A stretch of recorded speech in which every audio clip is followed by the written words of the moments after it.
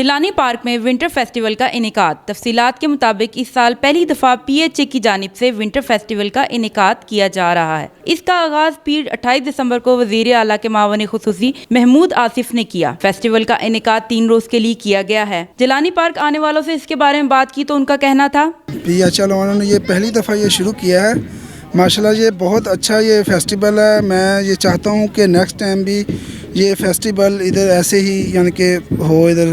ये बहुत ही अच्छा मुझे लगा, मैंने बहुत इंजॉय किया और मुझे बहुत मज़ा आया। यहाँ पर जोकर्स हैं बहुत बड़े बड़े और इंशाल्लाह अगले साल भी करें तो बहुत मज़ा आएगा। बहुत अच्छा लग रहा है, बच्चों के लिए तो और भी बहुत ज़्यादा अच्छा लग रहा है और फर्स्ट टाइम ये प्रोग्राम हम देख रहे हैं। इस तरह लोग यहाँ पे एंजॉय कर रहे हैं। इस तरह सबको आके यहाँ पे इसको मोटिवेट करना चाहिए यहाँ के लोगों को, इस फेस्टिवल से ज़्यादा दूसरे छोटे मोटे कारोबारी की में जो है ना लोगों को फ़ायदा होता है। लाहौर के अवाम विंटर फेस्टिवल को खूब इंजॉय कर रहे हैं और वो चाह रहे हैं कि इस किस्म के फेस्टिवल हर साल होने चाहिए। कैमरामैन खुरम अय्याज के साथ अमारा खान, LOR 24 न्यूज़, लाहौर।